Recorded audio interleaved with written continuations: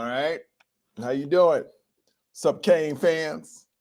Welcome to Comics on Canes. I'm Michael Yo. I am behind enemy lines right now. That's right. I'm behind enemy lines. Hey, what's up, Paco 305? What it do? What it do? Hey, I am in Columbus, Ohio right now. Columbus, Ohio. That's where I'm at right now. I got 4 shows at the Funny Bone, 2 tomorrow night. They almost sold out. 2 Saturday night. That's when they play in the playoffs. I mean, you couldn't have timed me coming to Columbus any worse. Any worse. You couldn't have timed it. We are live right now. We are live. We are live. Drop your comments in. Let's talk about it. Let's talk about it, man. I mean, everybody's wearing Ohio State stuff. Also, do me a favor, subscribe, leave a comment, all that good stuff, please. You know, drop a super chat money thing if you want. I don't even know what it's called. But this is how we look, your likes and subscribes and comments. This is what makes the podcast work. So I appreciate you. All right. What up, Barry? What up, Barry? How you do?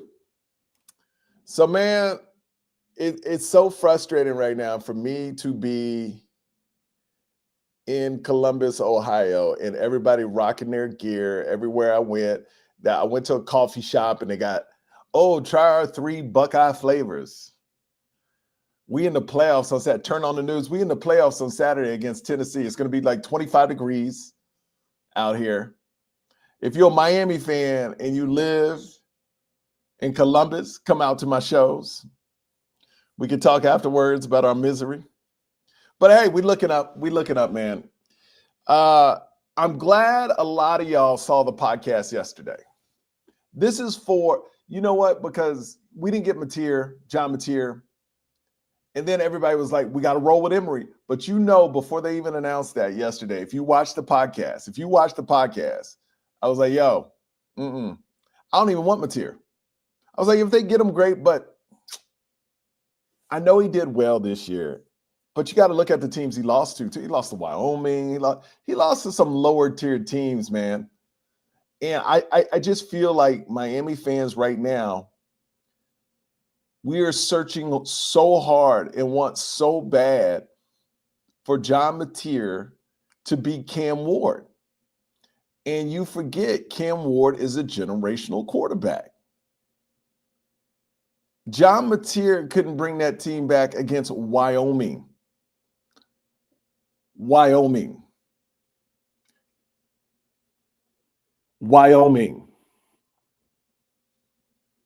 To me, he's a great quarterback. He'll go pro. He'll do his thing, you know. But is he elite? I mean, I feel like Miami fans, we just like, we need somebody. We need somebody. You know, we can't be lonely. Emory's not the one. We don't even know if Emory's the one. We haven't even given Emory a chance, man. And let me tell you something. This is what I honestly feel. I think it would be a mistake to bring in. If you found another Cam Ward, yeah, bring him in. But I don't think it's healthy for a team to keep portal quarterbacks coming in.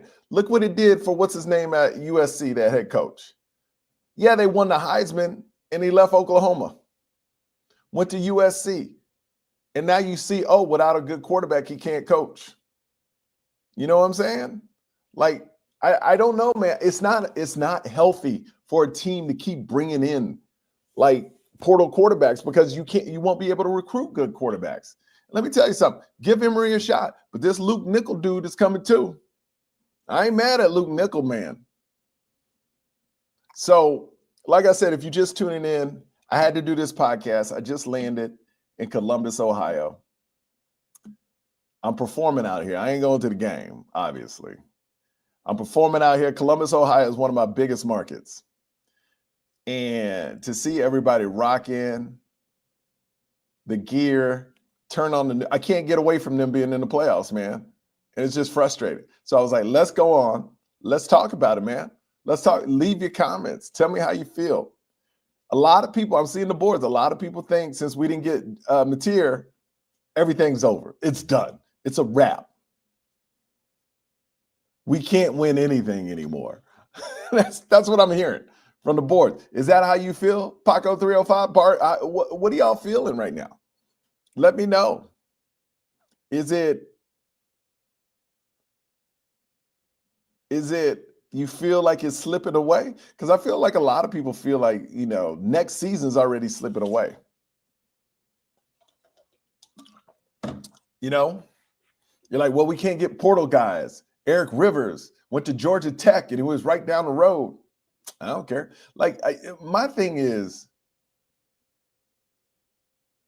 if you don't want to play at Miami, don't come to Miami. I don't know why we want players so bad that don't want to be here. It's very simple. Miami has the best campus, beautiful campus, and you can question all you want, Mario or whatever. I see in clips of Urban Meyer indirectly talking about Mario, people assuming that basically if you're a great recruiter, it doesn't matter anymore because it's all about the NIL. But I disagree, because if you're a great recruiter, you can steal kids to come to your school. Portal guys are more NIL. Yeah, there's a few recruits that want the money at a high school. But the money really comes into the portal with the guys from college. Like, to me, I think everything's going to move to the direction. What's up, IMAX? I think everything's going to move to the direction of, why am I going to pay you, a high school player, $1 million when I can pay a college player with 3 years experience $1 million, and that dude may not work out? Why am I going to give you $1 million or 800,000? I think, look, everybody's all about winning now, and I get that. IMAX, checking this out every day. Appreciate you.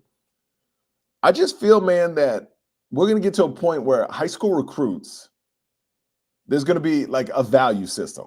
It's like, if you're a 5-star, you get this. If you're a 4-star, you get this. If you're a 3-star, get this. And no college can go above or below that. Will they do it? Of course they will. But I think there has to be a standard, because you're going to spend millions of dollars on college players that don't even work out. Look how many college players in the portal that didn't work out that the teams. DJ Ungalagalagalala. DJ Ungalagalagalala. Got paid $800,000, maybe $1 million. He didn't work out. But you telling me I'm going to pay a high school quarterback with no experience $1 million and he's supposed to work out? I think that's the direction it's supposed to go, man. I think that's the direction it will go, So, yeah, John Mateer, I'm not mad about that. I don't think he's elite. I don't think he's a Cam Ward. And we need to stop being like, if we don't get one guy, the world is over. We're all falling apart. Stop it. Stop it. What they need to do is find better coaches on the team. I would take that $5 million you were going to play Mateer and get the best defense you can get. Because the offense with the running game, and Emory can throw. He can throw. And you got some young bucks back there. You got some receivers. JoJo, Nikar. You got receivers coming up that are going to be able to play. I do agree, bring a couple receivers in, but you got a tight end room. You got a running back room. You're going to have an offensive line. They're going to just keep restocking that offensive line. So we just worried about receiver. You got CJ Daniels now, a veteran. Get one more veteran as a receiver and let the young bucks play, man. That's why you recruiting them. IMAX, I'm good with Emory. Just got to get the defense straight and we'll be fine. I agree. Let's get the defense straight. Spend all that money on the defense. I mean, you have to, man. You have to. Because I do believe the offense is going to do its thing. Emory, to me, is a safe quarterback. He's not necessarily going to win you games, but he ain't going to lose them for you either. He will make all the throws. You know what I mean? He will make the throws. He's not going to do things to get you in trouble. He's not going to throw a lot of errant passes, like where you're like, what the hell was that? The Emory interception would be like, it bounces off our receiver because they don't catch it and somebody else catches it. Those are the kind, like, he's a smart quarterback, man. I really feel this. If you watch this podcast, this was before they even announced John Meter Mateer wasn't coming here. So, what's up, Cal Joseph? What's up, man? Well, thank you, Michael. What are you thanking me for, Cal? Because I definitely want to know what you're thanking me for. And let me, please talk about money. How do you feel? How do I feel about with some freshmen making? Hey, right now it's a money game, but it's a business game too. And they are going to learn, just like in all businesses, that a lot of times, more times than not, if there's 100 freshmen that get paid X amount of dollars, which isn't 100 freshmen, 5% may hit. That's a bad business move. And I would say out of the portal, all the players that get taken in the portal and get the big money, I would say the percentage is probably 10 to 15 that hit, maybe 20, 25. And if that's the case, what's a better business move? Because when it comes down to it, it's not the university's money. It's boosters with big money. And boosters are going to be like, yo, why are we paying these kids out of high school when we paying kids out of college and they don't work out and they got experience? They know how to play. I mean, there are some exceptions, right? Jeremiah Smith, exception. Ryan Williams, exception, right? But I'd rather a dude with 3 years experience, you know? All right. But also, here's another thing I don't like. I see all the time on these boards. People complain about Miami has no money, Miami has this, but they haven't given a damn dime to Miami. So stop your bitching, stop your whining, all right? If you haven't given any money to Miami, you don't deserve to complain. What's up, Orange and Green? Emory's a stud. Judd is underrated. Nichols the best, but he's a freshman. Now, somebody can help me out in the comments here. I think Nichols going to come in January. So does that mean he'll be competing with Emory? I mean, could there be a shocker? I know he's a freshman, but look, sometimes they're freshman sensations, man. Sometimes there is a freshman sensation. You never know. What's up, Cafe 904? Hey, Mike, I still feel that Mater thing ain't over, especially after Venables was talking all that smack about. I do. I wanted to. Honestly, I don't care if it's not over. I don't. It doesn't matter to me about him. I don't think he's elite. Yes, he will get drafted. Yes, he's probably the best quarterback in college right now, but he's not elite. And people trying to put him on the Cam level, you can't. You can't. It's not the same. Like in Oklahoma, just look what he went to. All the receivers left from Oklahoma, right?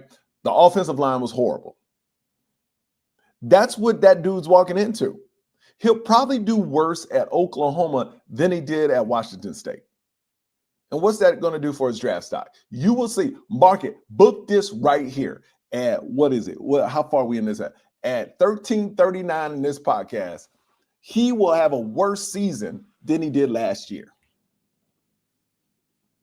Nickel could absolutely come in and ball. I think he will. And here's the thing with Cristobal. If you're not going to get an experienced quarterback, basically when you go to camp, whoever's the best wins. Because let's say Nickel wins. I think Emory's going to win the job, but let's say Nickel wins the job. At least you got Emory now. If Emory wins the job, that's more of a problem because you don't have a backup. So that's why you need to bring this Mendoza cat in. You need to find somebody that will compete with Emory. And I don't care if they beat Emory, but you need another quarterback in the house. And I think that other quarterback, Miami. You know what they thinking. Ewers, he's last. He's next. I mean, what y'all think about Ewers coming from Texas? I think and here's another thing. After the bowl games, a lot of players are going to transfer. So a lot of the big fish, like we're looking at the fish right now, a lot of the big fish that are still out there are playing in bowl games. Once those bowl games are over, they're going to be like, yo, I've proven myself. I want to get paid. If you don't pay me, I'm going to go somewhere to get paid. And I think it's going to be a whole new portal session, man. Whole new portal session. Nickel is elite. I never do underestimate Emory. I think Emory's the ish. Please, no, not okay. That's what I hear. A lot of people don't like Ewers. They say he kind of cracks under pressure sometimes. A lot of people don't like him. I get it. I get it. What's up, Mega? Oh, and by the way, CL Smooth. It's the first time seeing you reply to something. Thank you. Thank you, CL Smooth 92. I appreciate you listening to the pod and watching it, man. No, dude. Ryan Leaf hybrid. I don't know, man. Ryan Leaf was on a lot of drugs. You remember, have you ever seen Ryan Leaf's 30 for 30? Crazy. That was crazy. All right. So drop your comments. I want to talk. Whatever. If you got something to ask me, hit me up. Wait a minute. Here we go. Rodney P. What's up, Rodney P? I think you're new to the program. Is Quinn Ewers healthy? Oh, his health would be a concern. He hasn't looked right since coming back from that injury. Yeah, it's true. And he's throwing a lot of interceptions. He's not playing well at all. Mega. Yo, what's up? All right. Now, you knew it was going to happen. And you know what surprised? Can I tell you what surprised me? Saw a video, SMU, Rhett Lashley. Brashard Smith is a senior? Is that right? Can somebody double check? Is Brashard Smith really a senior? That dude rode the pine for 3 years. He played enough to not redshirt, but he rode the pine. Can somebody confirm that? Brashard Smith was a senior? If so, that's criminal, man. That's criminal. I thought I saw a video that's like Rhett Lashley was like, hey, congratulations to these seniors, and Brashard Smith was one of them. There's no way. There's no way. But that would explain, if he is a senior, that would explain why Chris Johnson went there. Chris Johnson next up over there. He got 3 years of eligibility. He saw what they could do with a smaller running back. Now, I haven't seen SMU's schedule. Hold on, let me see SMU's 25. I don't think that small running back thing going to work next year, though. Hold on. Let me see their schedule. All right. They start with Baylor, Missouri State. It doesn't show any other teams. But I think they play a tougher schedule next year. So, yeah. Oh, wait. Here we go. Is that next year's? Hold on. No, that's 2024. They don't have their 20. But they play it. I believe they play a tougher schedule next year. So I think Brashard Smith was way too small. He did his thing, though. He did his thing. But I think SMU played a worser is not a word, but a schedule that was worse than ours. I can't see it. Like when you start playing the big ACC schools and the big schools, I can't see it. We'll see, though. We'll see how they do against Penn State, but I can't see Brashard Smith doing well against a big team. Maybe it's just me. Maybe I'm hating. I don't know. But I saw CJ. Good for him. Have you heard any plans? You know what?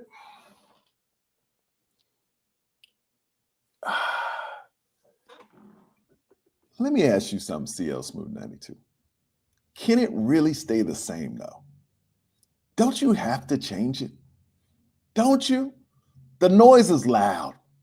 The noise, I'm sure, is from the boosters. Look, if we saying it, you know the boosters are saying it. I think it's too loud. But he's still recruiting because he has a recruit. He's still got a job. I can't see. But look, I'll tell you this. He didn't have the players back there. But the problem, look, I can go back and forth on this. He did not have the defensive backs to pull off his defense. But he should have coached the people he had to their strengths and not be like, this is my defense, play it. You know what I mean? That's what I feel. Like, I don't understand. You don't have the players to play man-to-man that much, but he still played it. So half of me is like, yeah, you didn't have the players to pull off your defense, but the other half of me is like, well, you knew that, and you still kept playing the same defense. And they always look confused. Didn't they? They always look confused. That was so frustrating. The whole game, they like, and it wasn't, you know, like when players know stuff, it's a different point. It's like, yo, all right, got you. And it's quick. Miami was like that. It was like Ray Charles was out there looking for directions. It was like, It was bad, man. It was bad. A couple of coaches leaving. Okay, good for them. They probably got a promotion, so that's great. Anytime a coach leaves and gets a promotion, I'm good with that. That's right. That's right. I can't see him making it, man. Is JT ready? Okay, this is my opinion about JT. Can we agree that the defensive line didn't play up to par this year? Can we agree on that? Can we agree on that? That the defensive line did not play up to par? I think we can agree on that. But was that because of the scheme? Was that because of the defensive scheme that Guidry put into place? Or was Guidry a coach that was like, yo, you do what you want with your front, and I'm going to take care of these safeties? And that's another problem with Guidry. He had the safeties, right? Can we say that's a big problem? He had the safeties. Uh-oh. What's this right here? Hey, Cam Wolf forever. See, I put that link out there, man. I wanted people just to jump in the chat, man. What's up? Yeah, man. What's your thoughts? I'm not ready. Oh, you're not ready, huh? I'm not ready to move on, man. Why not? I don't want to see no Tostitos Pop-Tart Bowl. I want to see Georgia Tech and Syracuse again. That's what I want. No, you got to move on, Finesse. Hey, can you put your camera the other way, man? You have that capability? There you go.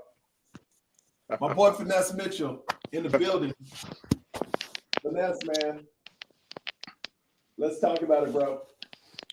I just finished talking. Let me tell you where we're at. I just finished talking about Mateer, but I want to get your take.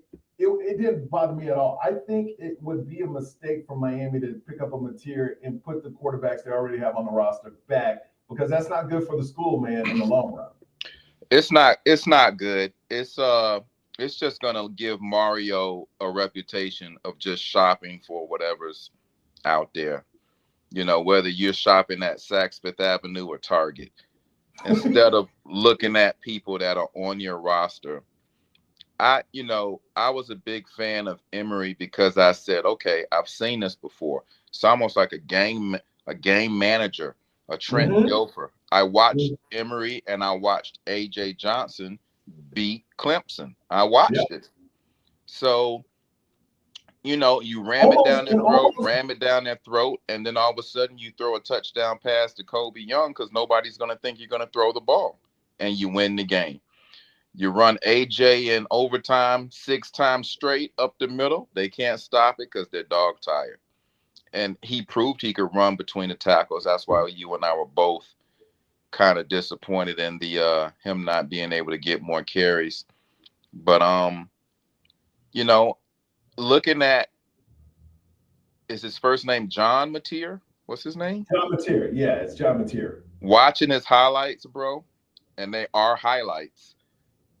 Most of the impressive work was on the ground, which means you're going to take carries away from your running back. I don't know if you saw Georgia Tech play Georgia, and it was like 10 overtimes. Yes, I saw that. Mm-hmm. Okay, well, there were so many times Haynes King could have actually, in overtime, given the ball to the running back and let the running back win the game. 100%. 100%. And guess what? That would have put Miami in the playoffs. If they would have won, beat Georgia, that would have put Miami in the playoffs. And for some reason, when you get those type of quarterbacks, they tend to just really rely on themselves. They become Tim Tebow all over again, and you think you are the offense. And I just saw that with Miami having so many playmakers, it would just take carries away from the running back, and it would take throws away where you're scared to throw for 7 yards because you say, I'll just run for it.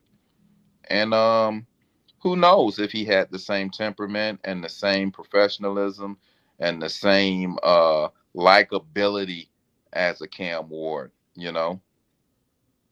Who knows? I think people already like Emory. I think Emory is 85% accurate. We haven't seen a lot of deep balls from Emory, but I think you can't help but be around Cam Ward an entire season and learn his swag, learn his work ethic, learn how he talks to the team, learn how to lead, and that doesn't rub off on you as a Well, quarterback. well, I think the problem with Miami fans, and by the way, if you don't know Finesse, Mm-hmm. I'm in Columbus, Ohio right now at the Funny Bone performing tomorrow and Saturday. Uh-huh. And it's depressing because I'm in town when they're playing Ohio State. I mean, when Ohio State's playing their bowl game at home. So I land, playoff stuff is all around, people wearing the merch. It makes me even sadder. You know what I mean? Because I'm seeing a school, and every time I turn on the news, it's like Ohio State plays. It's going to be 25 degrees. Like I'm in it. Right. Everywhere I go. I'm in it, and I'm like, Miami should have been that, man. Should have been that. It's just There is frustrating. no reason that Miami is not in the playoffs playing anybody right now. There is absolutely no reason that we have invested as fans and the school has invested financially, and Mario and Guidry and Dawson have put all that time and work in to go to the Pop-Tart Bowl as a consolation prize. There's just no way we ended the season like we always do, which is, did we get a bowl or not? Versus being in the topic of conversation well past Christmas. It's disappointing, man. The season is a big letdown on how it ended, unfortunately. Isn't it crazy though? 5-7, 7-5, 10-2 feels the same. Feels the same. And you could go 11-2 and it would feel the same. Feel the same. Now, if you don't get in this playoff, then I just, I was washing dishes the other day, bro. And that's a bad time to be like in your feelings when you're washing dishes.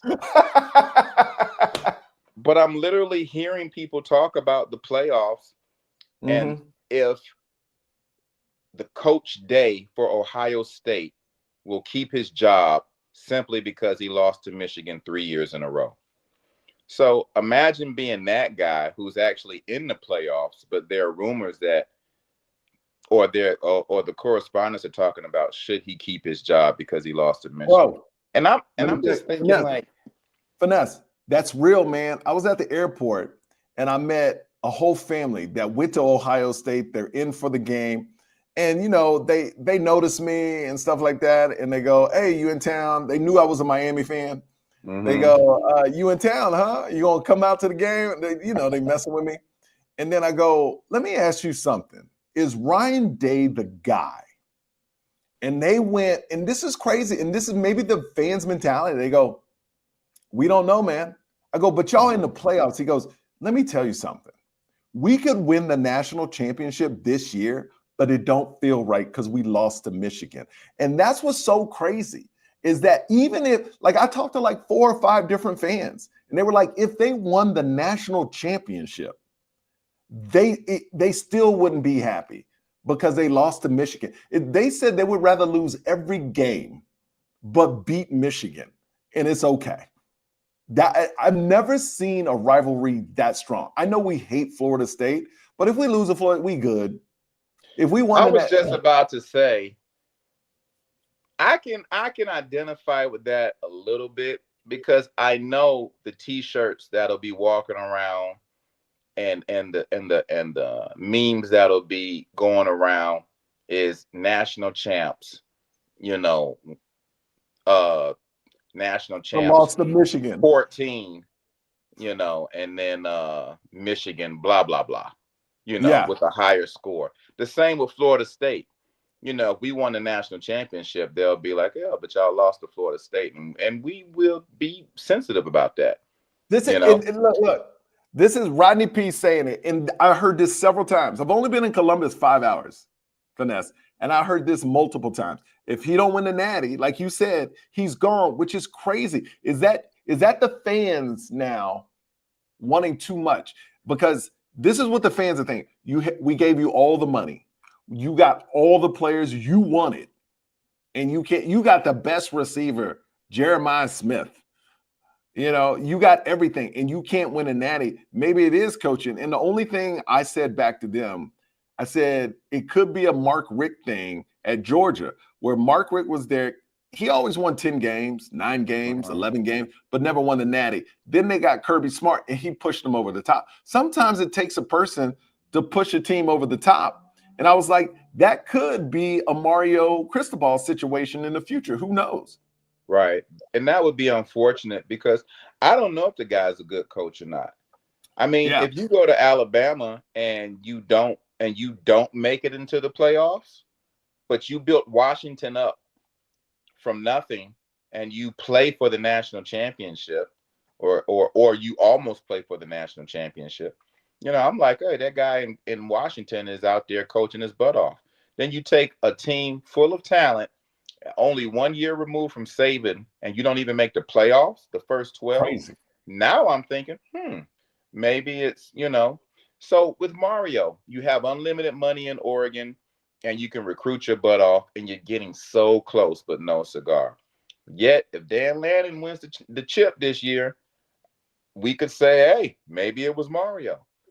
So I see what Ohio State is coming from with Ryan Day. I don't know if he's a good coach or not because you have Ohio State. They win the championship. He was given the keys to Ferrari. It wasn't like Ohio State was struggling when he took over. It wasn't a Mario situation. I admire a lot. Harbaugh had a very weak Michigan program. And then when he left a champion. So, but it took 10 years, though. It took 10 years. It took a while, bro. And Miami don't have that patience, man. You think Miami is going to give Mario 10 years? That's our fan base? Absolutely. I think Mario Cristobal has the keys to the city unless we look like Florida State did last year. Oh, no, that's not going to happen. I think we are on a trajectory in the ACC to win at least 9 games every year. What we have to do is get out of our own way. And we had a unique situation. I DM'd one of the coaches, and I'm not, I'll keep his name private. But by the way, back and forth. Let me say this. By the way, if you don't know, Finesse Mitchell was a player on the 91 team. Yes, he was a player on the 91 Miami Hurricanes team. If you don't know his history with the Canes, and that's why he's so close to the program like this. Go ahead. Yeah, came in 90, played for 2 years, and then really focused on graduating. But what I wanted to say is, and I think I even told you this, but I definitely told it to the coach. That's how heated I was. I said, you don't bring Cam Ward into Miami and watch this man perform all year, and then on 4th and whatever, I don't care if it's 4th and 15. Bro, you don't give him a chance to get the first down because that's what you brought him here for. That's the moment he's going to remember for the rest of his life, whether he gets the first time down or he doesn't. Whether he gets the touchdown or he doesn't. You know what he's going to take away from the Miami experience? My coach kicked a field goal. With the game on the line, he looked at me and he looked at Borregales and he gave the ball to Borregales. And I am Cam Ward. I'm a top 5 draft pick in the first round. Maybe a number 1 or 2. Maybe a 1 or 2. So to me, it's those type of decisions that Mario Cristobal will be criticized for because it's not game clock management. We know he fumbles that. It's not calling a timeout or not. We know he fumbles that. I actually thought he did a lot better this year when they said they have a game analytics manager or whatever, but that was a head coaching decision. And if you watch your defense get creamed every possession, they are giving up points. You're saying all of a sudden with the game on the line, we'll have our defense stop them and we'll give Cam the ball back with 1:15 maybe. Well, they haven't stopped him the whole game. You haven't stopped him the whole game, and you're already on the freaking 10-yard line. and you got some of the best tight ends sitting on the bench. This is the play where Shannon Dawson says, "This is what I've been saving all year." Remember that Virginia Tech sneak play when they threw it to Arroyo over the top? Yep. Shannon Dawson was supposed to have 4 more of those in his back pocket and says, "This is the time that we pull this play out." You know what play I love Dawson ran? The one where the receiver runs, looks like he's going to run across the formation and then sprints out to the corner. Boom. That's 10 yards. You got a touchdown right there. It's unstoppable, bro. You're not going to stop Jacoby George. No. He's too quick. You know, you could have done a pump fake and just dumped it over to Riley and made it look like a jumbo package. Or Arroyo. But it just showed a lack of confidence in himself. Not Cam Ward, in himself. Dawson. In Dawson and in Mario. It showed Dawson should have said, "Mario, I love you, brother, but if we don't use this 4th down to throw this ball in his end zone, I'm also leaving with Cam Ward." This is my last year as well. This is my moment too. So that stuff will haunt me because you can't get a season like that back. And I was praying week after week the defense will look better, but maybe just the O-line and the linebackers and the defense just way too young. It was a lot of experience on that offense. So maybe our defense really was like, mediocre. Yeah. And we've seen it before. We've seen in the NFL with great offenses and horrible defenses, and we've seen great defenses and horrible offenses because you don't have usually. Yeah, they're called the Pittsburgh Steelers. Yeah. I mean, usually that's what happens. But let me read a couple of these comments. Rodney P says, in my opinion, Ryan Day has little to no excuse not to win the Natty. He has top 5 recruiting classes every year and is 65-6 against other schools, but 1-4 against Michigan. Yeah, man, like I'm in Columbus, and that's what people are saying here, man. That's what people are saying. Let's hit up some other. Florida coach has gotten 3 5-star wide receivers and a 5-star quarterback. What has Mario got Miami? All right. JoJo was a 5-star. He just got cheated at the end. Joe, let me tell you something. JoJo, this is what I'm saying. This is what I'm saying. Almost Miami is forced. You get one more. You got CJ Daniels, get one more receiver, a veteran, but let these young dudes play, man. They play. JoJo, Nakar. And I know there's a couple more, but man, let these cats play because you're going to have good running backs. You're going to have a good offensive line, and Emory will get the rock to who it needs to go to. I think your tight end. I think our tight end room will be ridiculous, and I think you got enough speed. And with some of those freshmen coming in, we got a guy that's 6'4". We got some studs that's coming in. I don't know why you feel like you need all this experience at wide receiver. You have players coming back. JoJo is going to shine. Nakar is going to shine. Both tight ends are going to shine. Lofton, who's a hybrid, is going to shine. And you have people on the outside and you have CJ Daniels. Stop spending money. Try to fix the defense and let's go. Let's just go, man. Stop somebody's available. Ooh, let's kick the tire on that. The quarterback thing was understandable. The Cam Ward commitment was a miracle. I mean, we let Will Howard leave campus. Yeah. And it was reported he wanted to sign. Yep. So I don't think Will Howard is going to take Ohio State to the championship. I really don't. So they might lose this weekend to Tennessee. So Ryan Day might be out the door. Who knows? But I do know as far as my Canes are concerned, man, defense. Your offense looks pretty good. And with the departures of certain people and going into programs and having success, it lets you know you already have an overabundance of talent. You better put them on the field before these guys walk. That's what I'm saying. And let me tell you, Miami fans that are flipping right now about, we must have lost my boy Finesse. He'll come back. But Miami fans flipping out about, let me put this away. Let me bring this. Hold on one second. Hang with me. He's back. Let me add him back to the stage. Hold on one second, Finesse. Let me put you back on. Yeah, my bad. Miami, let me say something. Miami fans tripping about not getting John Mateer or X, Y, and Z player.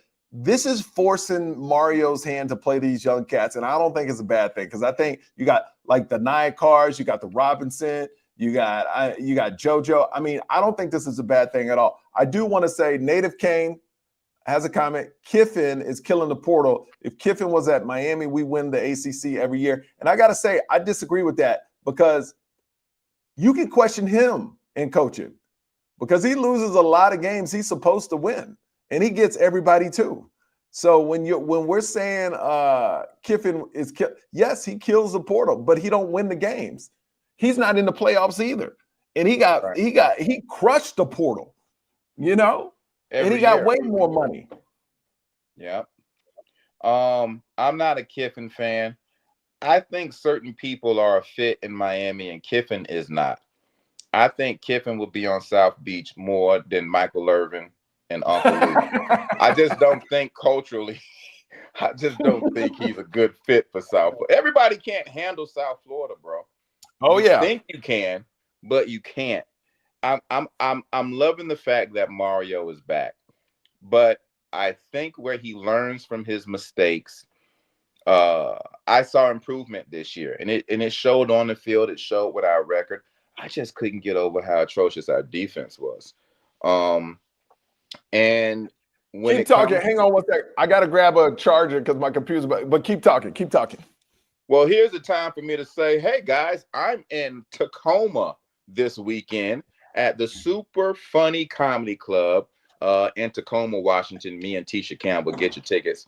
And then next weekend, after Christmas, I'll be at the Denver Improv. If you're in the Denver area, pull up to the Denver Improv. And then after that, I will be in Kansas City, Missouri at the Kansas City Comedy Club, January 2nd and 3rd. Hey, and Michael is back. I am back. Hopefully this computer may go out because you know what's weird about hotels, man? The outlets they got in the hotel rooms. Oh, wait, my camera is up. Hold on, I gotta get my face again. Hold on one second. They gotta get my face out like a used, you know what? Oh, there we go. So the thing about these hotels is the plugs they got aren't the right voltage. So a lot of times they won't charge stuff like products. Hold on, did I get it? All right, now we good. We good. So we're gonna stay on the Michael, air. I have to say this, bro. What? We would have beat whoever we faced first. 100%. We would have beat that team. Yes, I'm pretty sure Miami would have beat and sent the message throughout college football in this playoff that I feel like, for some reason, I feel like the defense and all that stuff miraculously would have been fixed. But I really feel like this dude would have put on a show, an offensive show. And I feel like the SEC would have been put on notice, and whoever else, the Pac-12, that, these boys are scoring 30 points a game, so you better score 38. And you know what's sad? Is the narrative of the ACC is horrible is going to be proven this weekend when both teams are out the first round. And it's just going to feed that narrative because the right team that was supposed to be there is not there. Right. Because SMU going to get smashed. And so even though Penn State's not great, they're going to smash SMU. And I mean, Texas, they're a good team, man. I can't see Clemson beating them, Right. So that narrative. One of those coaches said something very profound, and it was that I'm so sick of this SEC bias because everybody that's from another conference that either joined the SEC this year or last year came from a school outside of the SEC, and they're in the playoffs and won the SEC. So it's like, y'all need to really get off this soapbox about how hard the conference is. They're just brand names. That's all there is. They're just names that like Fruit Loops.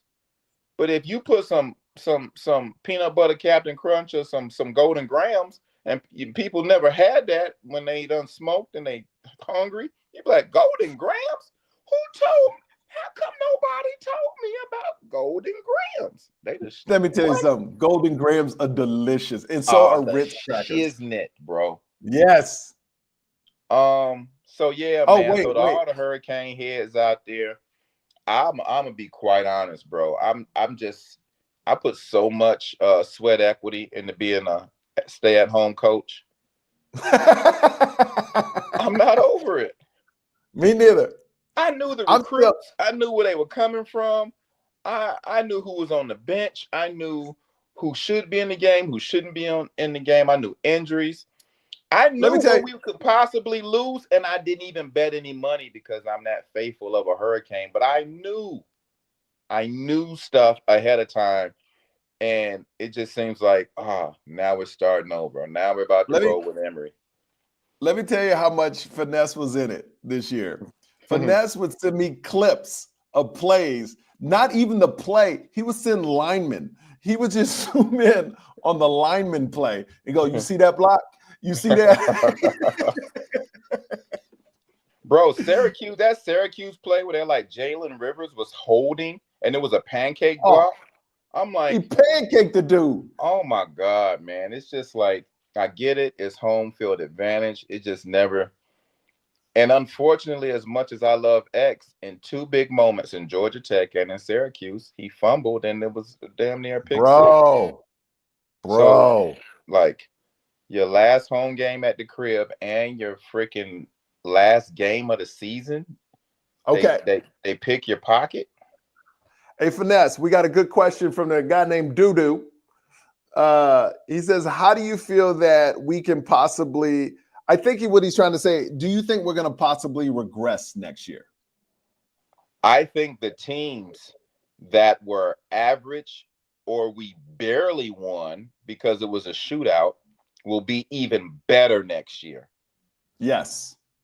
Everybody gets better, especially when you're putting up 30 points a game already, unless you're losing your senior quarterback. I think that we'll be okay, but if our defense does not improve, I don't think we're scoring 35 points a game. I do not. So I if think it's our more of a, defense does not improve, we might lose 4 games, bro. I mean, but 4 games is That's better a than lot. 5-7. That's a That's a lot. lot now. That's a Now with the lot stand. when you're 10-1 or 10 and Let me 2. tell you, like people that were judging Emory at the beginning and was trying to throw him out for John Mateer, I was like, they'll change the offense. It's going to be a more run heavy. It'll be like a Georgia offense. Yeah. It's look at Georgia. That's the offense you would get with him, where when Emory throws precision, exactly knows where it's going. It's quick. You know how all the teams that played us, they knew they couldn't hold the ball that long because they would get sacked, just out of the hand. That's the offense you're going to see with Emory. Just quick, boom. Less than a second and a half, it'll be out of his hand. He knows exactly where he's going. If you go watch any Emory Williams highlights, there are about 30 bubble screens and 5 passes down the field, past 15 yards, past 15 yards. But you look at, but I do think he's grown from that. I think he's gonna be a baller, bro. I think there is no way you can watch Cam Ward and say, I can't wait to be that guy. Sometimes you don't know you can do that. You know what I mean by that? You ever see a comedian watch you do comedy, and then the next time you watch them, you see little bits of you, and you like, but you don't say nothing, but you're sort of like, yeah, I know where you got that from. You know?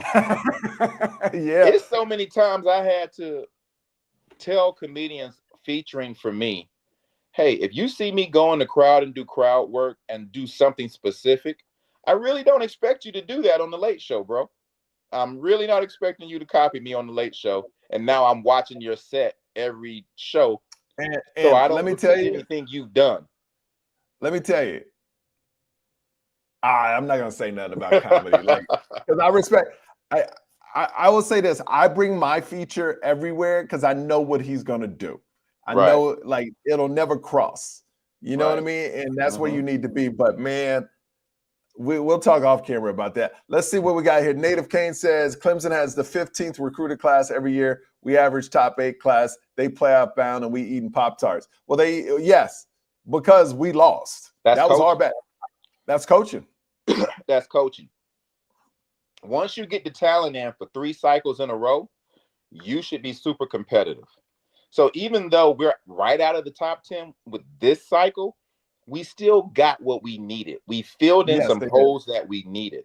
So now, okay, is this freshman going to come in and light it up? Because I don't hear everybody talking about Judd Nelson. I just don't hear it. Judd Anderson. Do you know? Let me ask you this: do you know about Luke Nickel? What he did in the state championship? Yes. 21 for 22 over 430 something yards. I mean, this dude, and they got highlights of him running around like Cam Ward. Like it's beautiful, man. This dude's a ball, and he's gonna go against Emory. He'll be here in January. You know, I think Miami is set at quarterback for going into 2029. I think 100%. this kid, I don't know if you should go and watch American Heritage and the kid that plays quarterback, Deron Coleman, or the one that we just recruited. Yep. That kid, he's a little skinny, but boy is he accurate and boy is he fast. Mm-hmm. And that game was back and forth, back and forth, back and forth. It was watching him and Malachi Tony play quarterback. Matter of fact, Mike, you got to take some time to go watch that game and watch Malachi Tony play quarterback. That dude looked like De'Aaron King. But let me tell you something, man. I didn't meet Malachi Tony, but I stood next to him. That dude is small, bro. I believe it. He looked like he's 5'8". Small. Yeah, he's 5'7", 5'8", small, skinny you know dude, what? man. If you put him and JoJo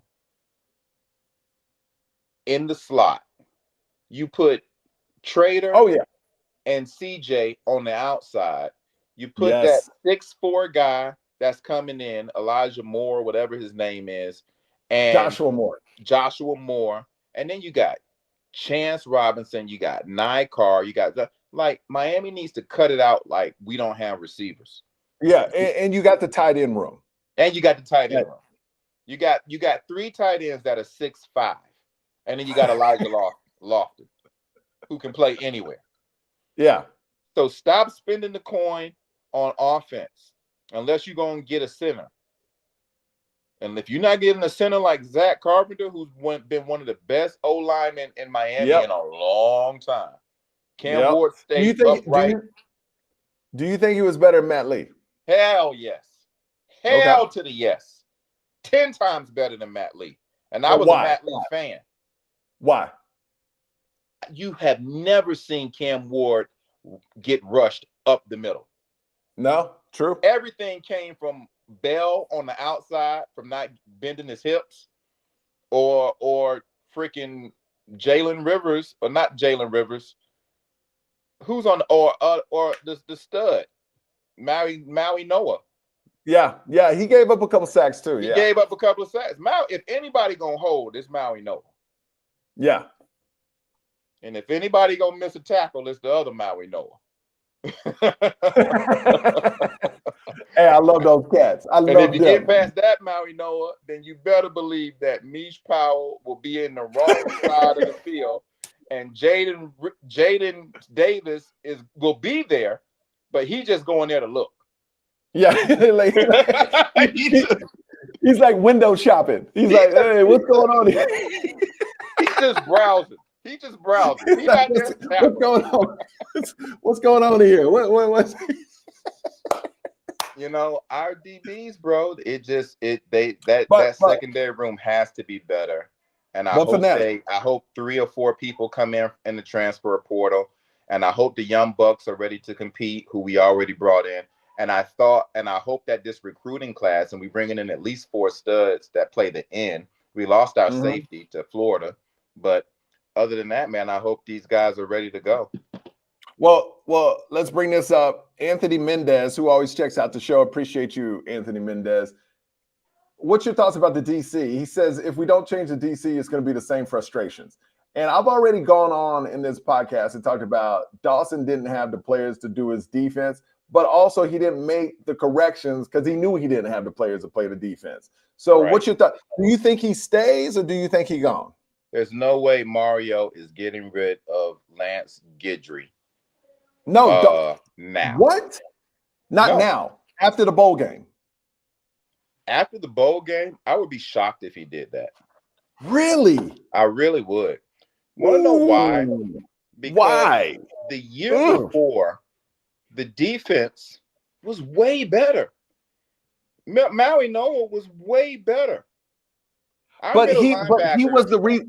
the but let's finesse. Mhm.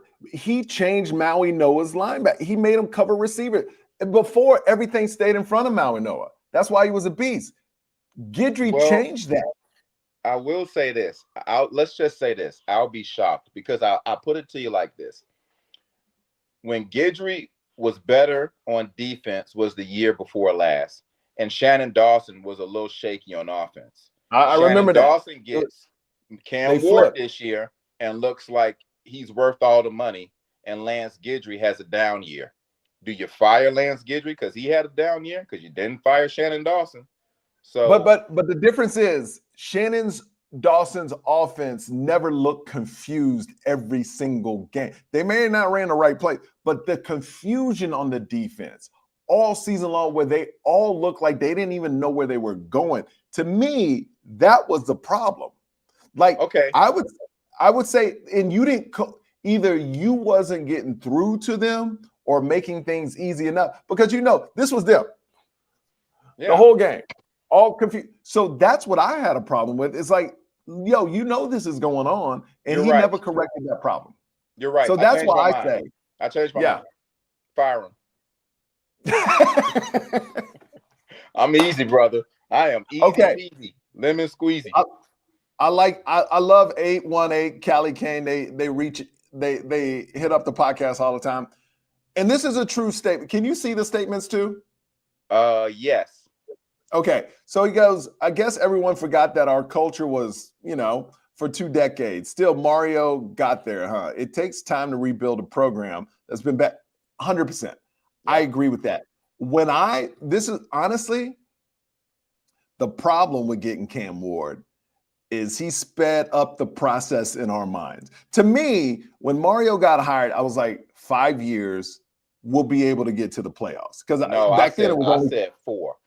I actually said 4, and I said if we get Cam Ward, I'm telling you, man, the minute I just heard the man's name, I was on YouTube every night, and I was smacked. No. But I'm saying when he got hired, knowing how bad Miami was, knowing how bad, like, you got to remember, Manny Diaz, man, players were going out the night before, but Manny was coaching for his job and couldn't discipline these players because he needed them to keep his job. Right. You know what I mean? So it was different. So I felt Mario coming in, this was always to me a 5-year thing where give the man 5 years to build the program back up. The problem with a Cam Ward is that sped up, and now we have all this expectation way ahead of my schedule because of Cam Ward. We should be in the playoffs, but a player like that, a generational player, which John Mateer to me is not a generational player. Is not. But Cam Ward sped up the whole process. Now we're living in this dream world of we should be way better than we are. When we should have, honestly, we could have lost 3-4 games this year. Right. Absolutely. So, but Cam Ward is that's that what dude. I'm saying. He's that dude, bro. He's that dude. He's so much that dude. Miami fans are going to cheer for whatever pro team he is on. 100%. So, that's why I say, man, I just wish that Shannon Dawson would have said 4th and 8, we going for it. And let's just figure out which person is getting the ball. Because you never know, man. Cam could have ran that thing to the corner of the end zone once everybody got cleared out. You never know what's going to happen. But you kick That's what I'm saying. Field goal? Mario should have fired himself and then hired himself back the next day. All right.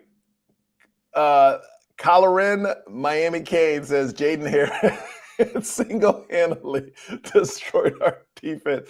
And I'm wondering, is that actually you typing that? Okay, you got me. You got me. Is that your burner account? You said on this podcast, we do not tear players down. So no, I have not done anything of the sort. But you No, did we not don't. say we can't agree with people that's typing. Yes. I would say that 60%, which is a lot. That's more than half of the defensive fails that really cost us was because of number 7 and number 19. That Damani Hill that we brought in, and then our safety, Jaden Davis. And then there were times when Meach he was just non-existent, bro. He was a non-factor. But then you You get know a what? pick You know what? six, and then you skywalking across the end zone, and we're like, oh yeah, Meach that dude. But no, he was ghost for the last 4 games before But that. I actually think I've never seen a slower defensive back group than that group, Yeah, where tight ends, they couldn't catch tight ends. yeah, yeah. Like it was amazing that, because it's very, just think of the chances where you're like, yo, we're gonna start 4 slow DBs. Like that never happens in college football. There's Right. always a couple fast ones. But I want you to think about this, because I saw this comment a little bit earlier. And for everybody commenting, thank you so much for listening to the pod. Please hit that subscribe button. Please follow. If you don't know, this is Finesse Mitchell. Finesse played on the 91 team. Finesse is a hardcore Cane through and through. And if you know my story, I started liking the Canes in 2001 when they won that national championship, because one of my best friends, Mark Stoops, who coaches Kentucky, which did not have a good year. I hated that for him. But he was the defensive back coach. He was the defensive back coach in 2001. So that's the history of this show. But what was I going to say? The guy left the guy. You I were forgot what I saying was that going to. our defensive backs were slow and trash. No, I didn't say they were trash. I was like, Oh, my bad. this is what one listener said, or a subscriber said that, can you imagine if Cam Kitchens, James Williams stayed in LT on this team? Because they could have all stayed. Listen. And we were making fun of him last year, but the linebacker that went to Missouri, that was smart. He wasn't fast, but he was a smart one that left. Always, he made the big play the year before. God, I even forgot. Oh, that was my dude, the little short dude. What's his name? The linebacker. Come on, help me out, people. He went to Missouri. He helped win the Clemson game. He was the smartest linebacker in the, that dude. Let me tell you, I forgot his name, but he covered up a lot of problems. Yeah. Well, please, somebody hit me with that name. And he had some growing pains when he was first out there, and then it just seemed like that last year everything. Corey Flagg. There it is. Corey Flagg. Yeah. Corey Flagg, man. You know, we made fun of him. Like, we didn't think he was doing good for Miami. But now, when we didn't have him, he's like, yo, that dude covered up a lot of things. Yes. You know, because he was smart. He was smart, man. He wasn't the fastest, but he knew where to be. Instincts, bro. He would step up or take an angle that he knew this is the only lane you can go to, and he would be right there.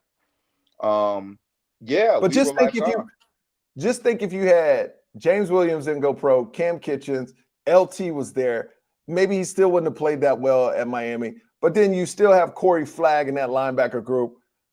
And the cornerback that went to San Francisco, his last name was Davis too, I think. Yep.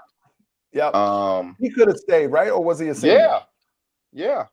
He transferred. Just think about it. Played 1 season and transferred and went pro. That's how good the secondary was good. It's crazy to me that these college quarterbacks are getting paid more than Brock Purdy. Yeah. Yes. Like, college is forever changed, man. It is semi-pro. It is a semi-pro league. It is. I thought Isaiah Horton was very smart to leave. 100%. Yeah, you have to leave, bro. Like, at the end of the day, if this is your last year, but this is the only year you can actually possibly make $1 million in a season or close to it, and Miami's telling you they're not paying you that, leave, bro. And you get to pick your team. I said this yesterday before the John Mateer stuff broke. It's my first time because I took a week off, man, just to digest all this stuff that was happening. But the people, UK fans, are like, yo, we want to hear more of you. So even if it's a small story, talk about it. So that's why I'm on here today.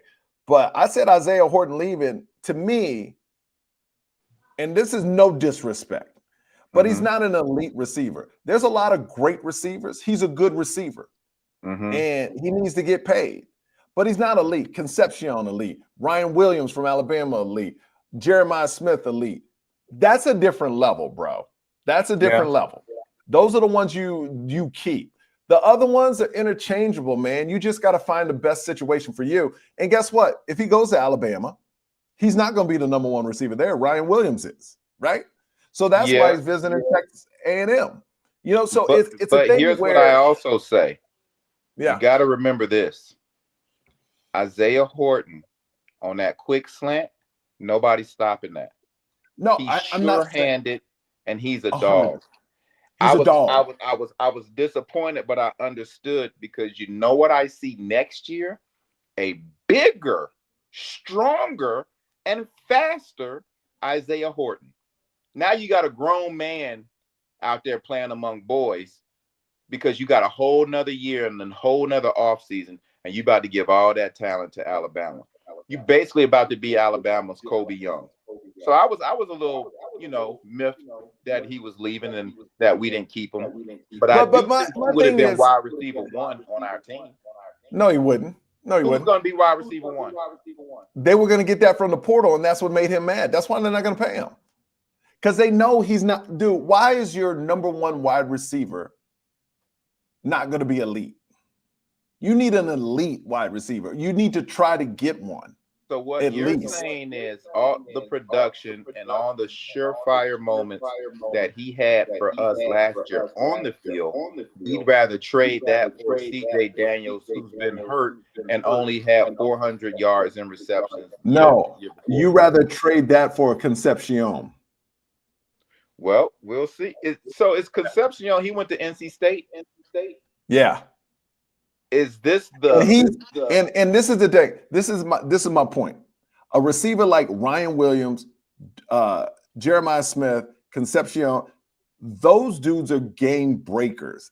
Isaiah Horton is a great receiver.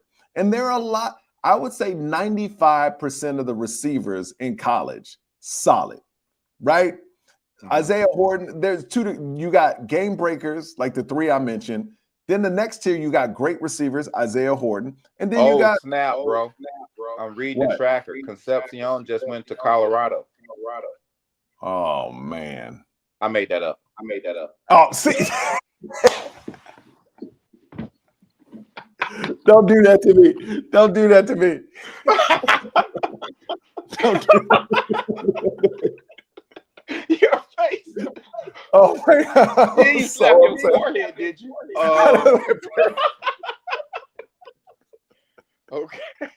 Okay. I was so mad. I don't think we're gonna get Concepcion. No, he's not. Look, Jimmy Bridger. I know he's not guaranteed. But what I'm saying is, you need to.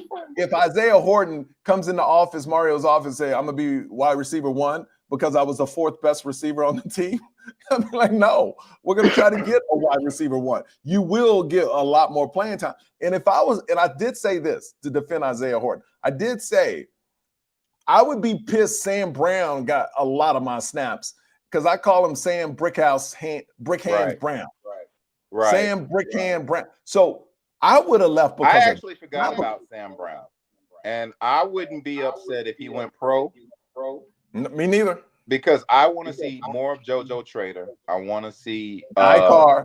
And I want to see the studs. I think we got studs, bro. I do too. Chance Robinson, Nikar, JoJo Trader, JoJo. No, I keep calling him JoJo. I apologize, guys. Joshua Moore. Ray Joe. You got Joshua Moore coming. I mean, we don't say we don't have receivers. They may be young, but we got talent. Talent. So, I mean, we'll see. We'll see how it plays out. But man, I'm not. Look, I said it before. I'm not worried about players leaving because to me, like you said, Isaiah Horton, get your bag. because Miami's not going to pay you a bag because they saving that bag for a real elite receiver. And if they don't get that, they know they got these young cats waiting to play. You know, I actually think our defense will be better. Watch what I tell you. Too. I think our rush-ins will be better. All we need is some beef in the middle. I think our linebackers will be better. Bro, let me tell you something. Hold on. Stud linebackers. Bro, Popo. Have you ever look? I was on the field. I think Popo and Pruitt will really be good 1-2 punches in the middle. I think Basaint and I don't know if Alderman is coming back, but Basaint and the 6 other linebackers on the bench because you had to play your senior because that's how Guidry was playing. I think we'll be fine. Let me tell you this. What I love about these linebackers, they're all fast. Mm-hmm. They're all fast. Bobby Washington is staying. Bro, I was on the field, and I said this yesterday. I'm going to say it again. If you walk by Popo, he's the type of dude you see, and you know what position he plays. Right. Like, he looks like an old school Miami Hurricanes linebacker, 91, 2001. He looks like that dude.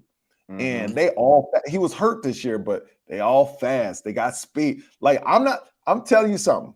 You may need 1 or 2 experienced linebackers just to show these young cats some direction. But these dudes, I'm not worried about. Like, it may not be next year, but 2 years from now, boy, that linebacking group, ooh, those boys are bad and fast. Sideline to side. We haven't had sideline to sideline in a while. Mm-hmm. You know, not like this. Not like we got. Yeah, Pruitt's a beast. We got Pruitt's a beast, bro. He just a little undersized, but he don't play like it.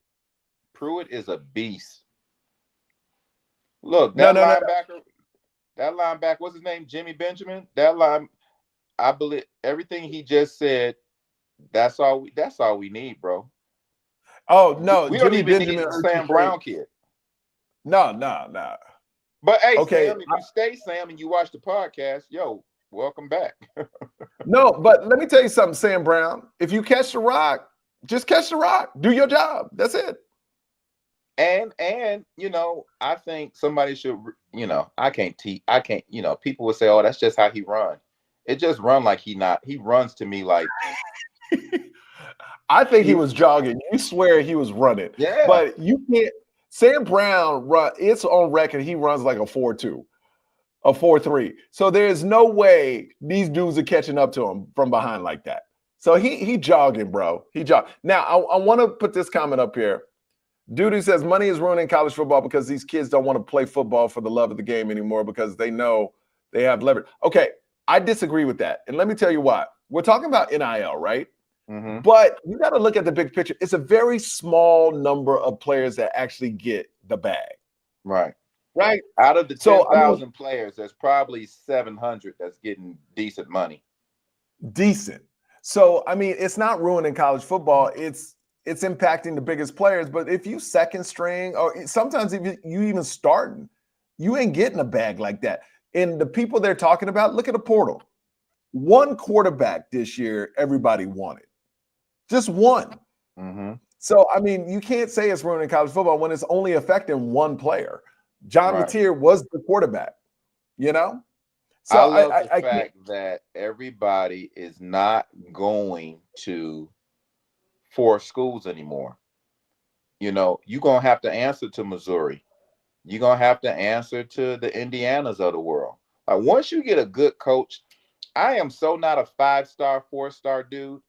I believe that if you have speed and you have tenacity or you have something that's God-given, then you can be coached up to look like any 5-star or any 4-star. Yeah. I don't believe in those 5 stars and 4. Sometimes you see somebody say, oh, they special. But there's no way you don't see Cam Ward and put him in the right system and say, oh, he's a 5-star. Well, that wasn't what he was when he went to college. So I'm not worried about how many 5 stars and people get. I just worry about depth and how many people can actually play the game, can affect the game. So Anthony Mendez, if we're looking for elite receivers, then why we go and get Daniels? Because Daniels was one of the better receivers in there, and they had Horton leaving. And we really, really wanted him last year. We really wanted him. And if he known Cam Ward was coming, he wouldn't have signed with LSU. Yeah. Yeah. So and he knows we wanted him, and he wanted us. Here's the thing, and CJ Daniels said in an interview that he saw Emory throw, and he was like, all right, I'm in. He saw him at practice. Now, I don't know if that was because he thought Mateer was coming. He could have been saying that. And he also followed up, was like, I don't know who's going to be quarterback, but I saw Emory throw, and I'm very comfortable with him. The dude can throw. Very smart thing to say. Yeah, very smart thing. But does he mean it? I don't know. I wouldn't be like, he's the type of player, though, I wouldn't be surprised. Because here's the thing about Oklahoma. You can watch John Mateer tape. You won't say, whoa, look at that throw. You won't say that. No. Mm-mm. I think Emory can struggle. I think Emory can scramble just enough. That's all we need, bro. Now, let me ask you about this. Cousins. That's all I know. Bain, move him to the middle, put Malik at the end. Bain has gotten big, man. Bain's a big dude, and let's be honest. This is not a coach's decision. This is a Bain decision. It's kind of like James Williams. Everybody was telling him to play linebacker. He didn't want to play it. So Bain wants to play in. Stopped eating, and Bain says, okay, I'm getting a nutritionist, and I'm going to play at 250, 260. But if Bain keeps growing, and he's like, all right, I'm going to play at 275, then you might as well put him in the middle. Because he's definitely quick. I just think he kind of impacts the game when he was smaller and he was on the end. And I think after the injury, he, not only did he gain a lot of weight, but he just couldn't come around that edge at that size and impact the game. And maybe he wasn't even all the way healed yet. And you know what's funny? I had a couple people hit me up going, once we get the players, once they're on the team, the NIL doesn't make a difference. I go, no. It made a big difference with Akeem Messidor. Akeem Messidor should have been playing end. And when he did play in, he showed out. But they paid Barron or whoever they put at in that NIL money, so they moved him. Akeem, you don't understand the sacrifice to his draft and everything Akeem Messidor made for the team. And let me tell you something. If I'm predicting it, I think he comes back because I think he has all the measurables to go pro, to go to the NFL. But I also think this dude knows on this defense for next year, right? I sacrifice for you. They're gonna give him in and be like, here's the key. They give him like $300K or something like that, and he stays. And he says, I'm playing in. Yep, that's it. I'm playing in, and let all the young bucks rotate around me, but I'm playing in. Because you saw in just a couple games he played the difference he was at end. Yeah, he's a natural in. He's a rush in. He's a natural in, man. And please, Lance Guidry, if you happen to stumble on this podcast, who cares if you have athletic DNs that can cover? They should be going toward the quarterback and not away from the quarterback. Thank you. 101. Oh my goodness. All right. All right. Any final words? Any final words, man?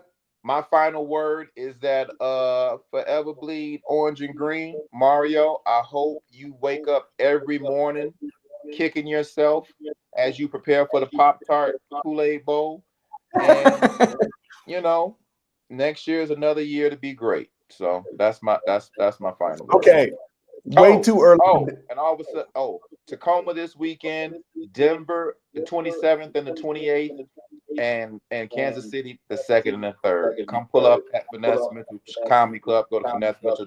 Not Finesse Mitchell Comedy Club. Come pull up to a Finesse Mitchell show. Go to FinesseMitchell.com. All right, Finesse Mitchell, way too early prediction. How many games they win next year? I know we don't know all the players and everything, but if you had to throw out something right now, what is it? 9. 9-3? 9-3 or 10 games.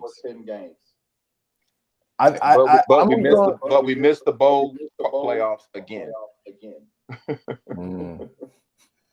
I'll go. You know what? I'll go 9-3 too because I think that's realistic. Do you? Okay, let me ask you something more specific. Yeah. Who's winning the first game? Notre Dame or Miami? Yep. At Miami? Yep. Well, you got to remember, Notre Dame don't have a quarterback either yet. I thought they had a 5-star coming.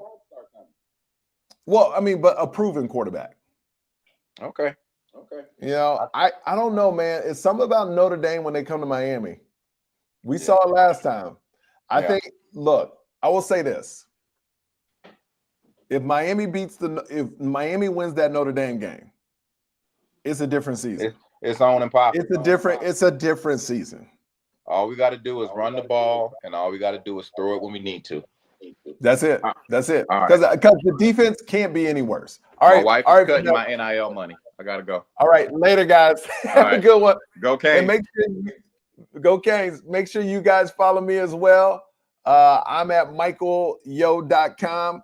I'm in enemy territory. I'm in Columbus, Ohio at the Funny Bone this weekend. I want to see you there. If you're a Miami fan and you live in Columbus, Ohio, come on out. Much love. Have a great night. I love you guys. So please subscribe. Please keep liking the pod. Because of you, this is happening. It means so much. All right. Y'all have a good one. Later.